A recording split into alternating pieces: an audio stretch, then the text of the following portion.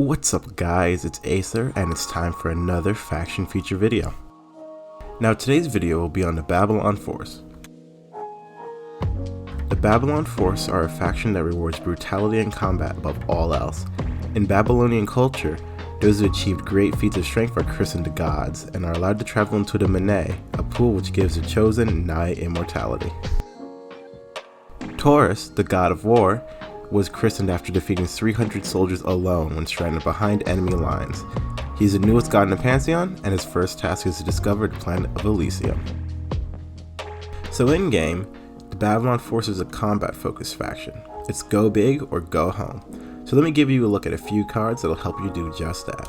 First off, Taurus, god of war, is a 6-attack Minotaur which costs 1 fire scale, 1 mithril, and 1 iron, with the ability, when this unit attacks, reveal the top card of your deck. If it's a Babylon Force unit, Taurus may attack again. Now this ability kind of mirrors his backstory. Taurus can wipe out entire columns in a single turn. If it attacks that high, it's hard to stop him from doing just that. As always, however, his specific cost makes him also pretty specific to his home planet. Also, I just want to mention that this card's gorgeous art is drawn by Lapidot of Beastmasters TCG. I'll have a link to their Instagram below so you should check their art out. Next, I want to focus on Meteoric Dragon, a 2-attack dragon which costs 2 fire scales, and is drawn by Sin Mango. His effect states that you can flip a planet you control face down, and if you do, he gains 2 attack permanently. Plus, when he attacks directly, he does an additional damage for every 4 attack he has. Now Meteoric Dragon is a strong game ender and a fun card to build a deck around. If you flip over 5 planets you've explored, he will hit for 3 damage in a single attack and have like 12 attack. That's enough damage to make like the dinosaur scared again. The only trouble is keeping him alive. While his attack is building, because he kind of starts with only 2 attack, which makes him pretty defenseless early game. But it's a fun card to build around. Next, let's look at Babel Berserker, a 4-attack orc that costs 1 fire scale and has the effect, when this unit attacks, send the top card of your deck to the discard pile. Now Babel Berserker has a high attack stat for a cost, but due to that, the drawback is that she mills your deck. Now that's usually not like a drawback in any other card game, but for Babylon Force, at least out of set 1, there's not that many ways to take advantage of cards in your discard pile. I'd still say it's a very good card though. I mean, 4 attack instantly, nothing to scoff at. Next, let's go through a few event cards. Orbital Station Deimos costs 1 mithril and is an ongoing event that allows units on this planet to attack the turn they're called. A good combo would be to use it with Meteoric Dragon on Tauros. You could drop him, nuke your planets, and then hit for 3 damage in 1 turn the turn you played him.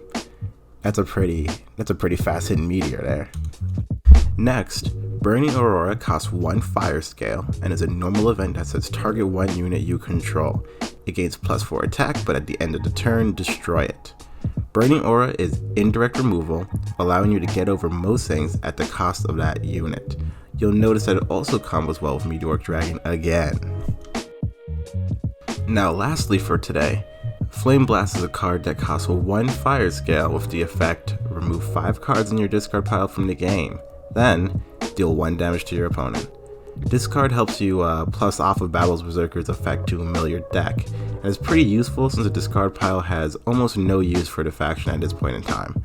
Definitely a good card to run at least 1 of if you need to deal 1 more damage to close the game. So overall, that was the Babylon Force. Compared to the Legion Core, they're definitely a very aggressive deck. Some would say aggressive decks tend to be easier to play, but I think the lack of options actually makes them a bit harder.